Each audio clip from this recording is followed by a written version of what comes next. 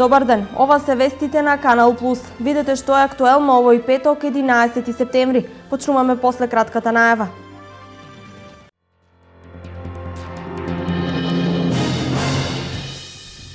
Над 1.800.000 граѓани имаат електронска здравствена легитимација. Наскоро вакви картички ќе добијат и оние кои се уште користат стари здравни книшки. Околу 360.000 денари чини поставувањето на водоводна мрежа во селата Нивичани, Пантелеј, Лешки и Јастребник. Овој зафат ќе биде урнек за водоснабдување и на останатите планински села во Кочани. Вечерва во киносалата во Македонска каменица ќе има промоција на изворните македонски фолклорни културни вредности.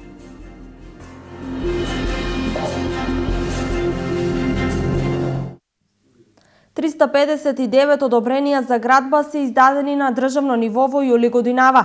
Во источниот регион овој период издадени се 43 градежни одобренија, од нив најголем дел во Кочани. Најголем број издадени одобренија за градба во јули имало во југозападниот регион – 45. Споредено со јули 2014, бројот на издадени градежни одобренија бележи пораст од близу 72%. Според податоците на Државниот завод за статистика, во јули 2015 година се издадени 359 одобренија за градење, што е за 71,8% повеќе во однос на истиот месец од претходната година. Од вкупниот број на издадени одобренија за градење, 231 се наменети за објекти од високоградба, 40 за објекти од нискоградба и 88 за објекти за реконструкција на ниво на држава. Во источниот регион во јули годинава има издадено вкупно 43 одобренија за градење. Најмногу одобренија, 16 се издадени во Кочани, од кои 13 за физички лица, а 3 за деловни субјекти. На второ место според издадени одобренија за градење на истокот е Штип, со вкупно 12, од кои 6 за физички лица и исто толку за деловни субјекти, додека на трето место по издадени одобренија е Проби Штип со вкупно 10 одобренија, од кои 6 за физички лица и 4 за деловни субјекти. По едно одобрение за градење се издадени во Делчево и Зрновци. Според податоците на Државниот завод за статистика, во Берово, Виница, Карвинци, Македонска каменица и Пехчево нема издадено ниту едно одобрение за градење во јули годинава. Во најскоро време ќе биде решен проблемот со печатењето на нови здравствени електронски картички, изјави директорот на Фондот за здравствено осигурување при неговата посета на подрачната служба во Штип. Досега над 1.800.000 картички се издадени на корисниците. Изминатиот период се јави еден проблем во делот на печатење на нови електронски здравствени картички, бидејќи договорот со претходната компанија која што Министерството за здравство го склучил истече. Заедно со Министерството за здравство бараме начин брзо да го надминеме овој проблем и за многу скоро, можеби недели и месеци се во прашање, ќе го надминеме овој проблем и веќе постапката на издавање на електронска здравствена картичка ќе се оди редовно. Ние како институција планираме електронската здравствена картичка дополнително да ја зајакнеме во системов, затоа што сметаме дека нашата ориентација како фонд и она што треба да го понудиме на нашите осигуреници се електронски здравствени услуги.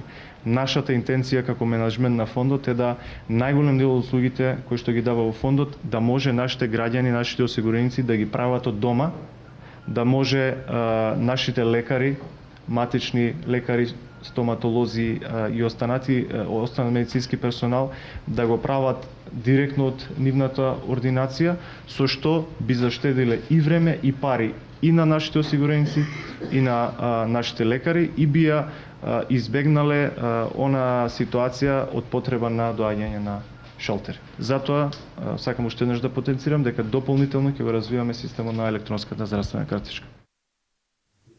Општина Кочани наскоро ќе го реши водоснабдувањето на селата Нивичани, Пантелеј, Лешки и Јастребник. Со инвестиција од околу 360.000 денари, жителите на овие села ќе добијат квалитетна вода за пиење, што е предуслов и за развој на планинскиот туризам.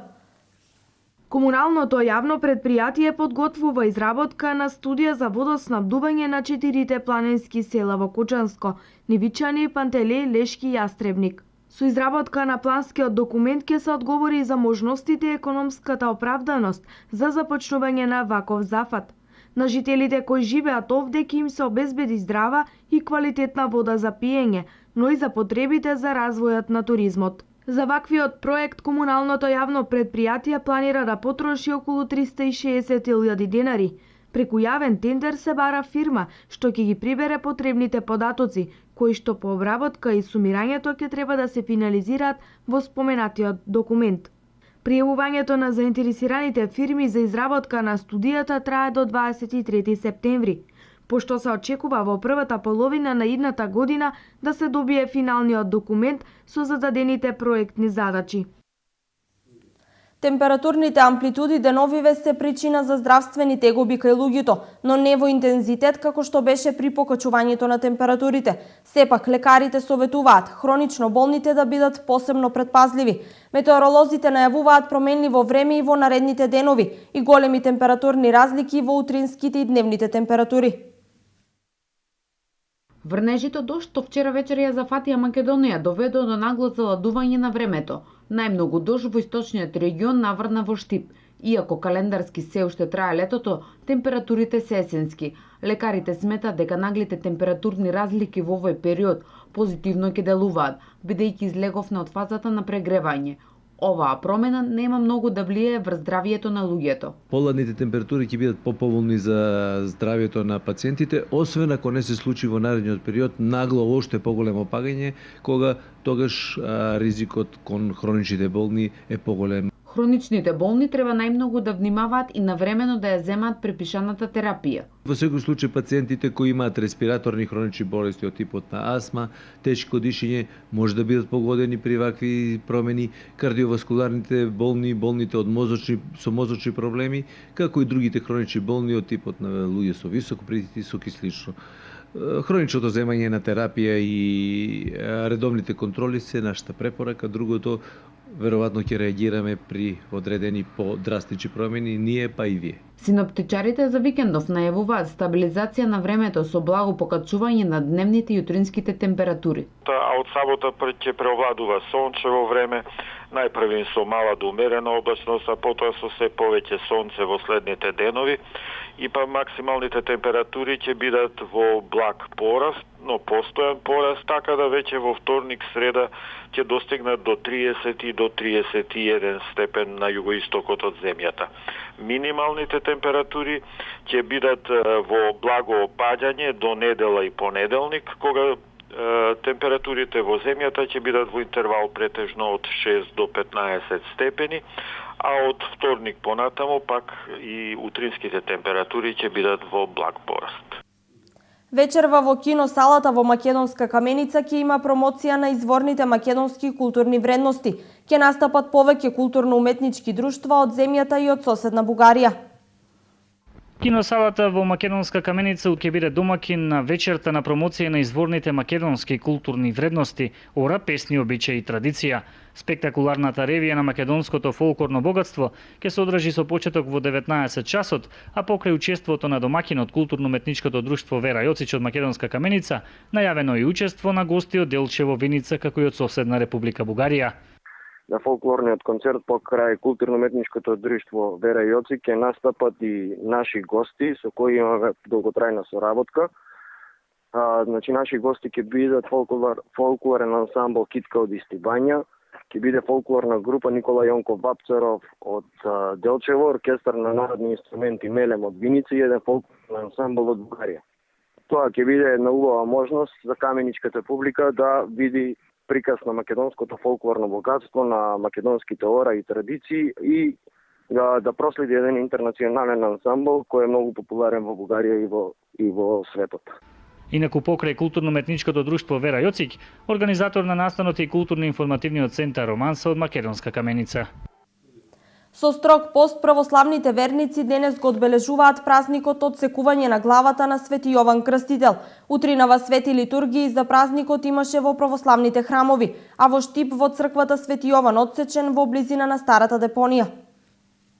Секувањето на Свети Јован Крстител, кој може да се каже и најтажниот ден од неговиот живот, бидејќи во тој ден безумниот цар Ирод се заудоволи желбата на својата ќерка, ја отсекува главата на Свети Јован Крстител и ја дава на тацна. И затоа Светата црква за овој ден предвидела строг пост. Постењето е на вода и нема оние традиционални како што е на богојавление или на раѓањето на Свети Јован Крстител, кој се слави со повеќе моменти од неговиот живот кои се за радост, бидејќи тој е последниот пророк и крстителот на Свети Јован. Завршува Стариот завет, а започнува Новиот завет. А Новиот завет е завет на љубовта, доброто, милосрдието.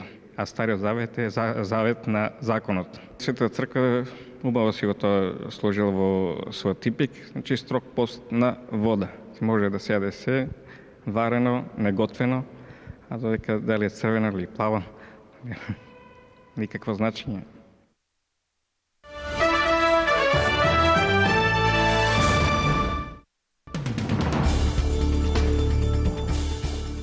Три лица загинаа, најмалку 25 се исчезнати во поплавите во Јапонија, соопшти јапонската полиција. Исчезнатите лица се жители на градот Џосо во централниот дел на префектурата Ибараки, кој всушност е целосно под вода. Околу 580 лица во градот чекаат да бидат спасени. Според метеоролозите, изминатите 3 дена во североисточна и централна Јапонија наврнале 600 милиметри дожд. Врнежите беа предизвикани од тајфунот Етау, кој во вторникот ја погоди земјата, и од тропската бура Кило. Денес се навршуваат 14 години од најголемиот терористички акт во историјата на САД. На овој датум во 2011 година беа извршени 4 усогласени самоубиствени напади, во кои загинаа речиси 3000 лица. Рано наутро на 11 септември 2001 година 19 терористи воспоставија контрола над 4 патнички авиони. Најмногу жртви имаше во нападот врз светскиот трговски центар во Њујорк, во чии 2 кули се забија 2 авиони. Настанот се емитуваше во живо низ целиот свет. Невидените напади за САД дотогаш го најавија почетокот на војната против тероризмот. Во чешкиот главен град Прага денеска се одржува средба на шефовите на дипломатиите на Чешка, Германија, Луксембург, Полска, Словачка и Унгарија, посветена на проблемите со напливот на бегалци во Европа. Како што соопшти Министерството за надворешни работи на Чешка, средбата треба да придонесе за подобро меѓусебно разбирање меѓу членките на ЕУ во услови на различни ставови во врска со начините за решавање на бегалската криза.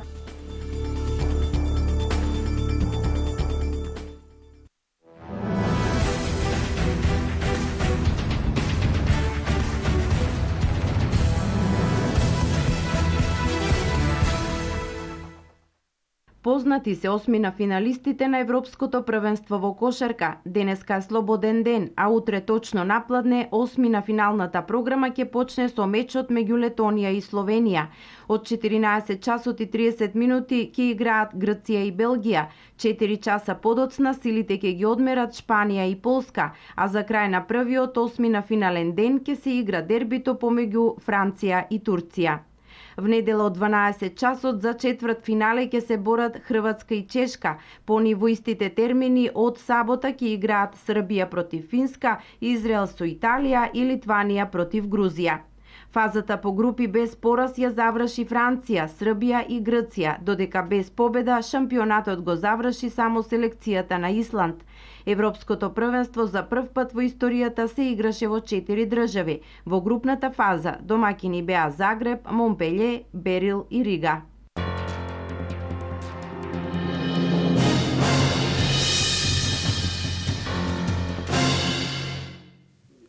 Ова беа пладневните вести на Канал Плюс. Повеќе содржини за денешните случувања гледајте во дневникот во 16:30 и на веб страната Канал Плюс МК. Имајте убав ден.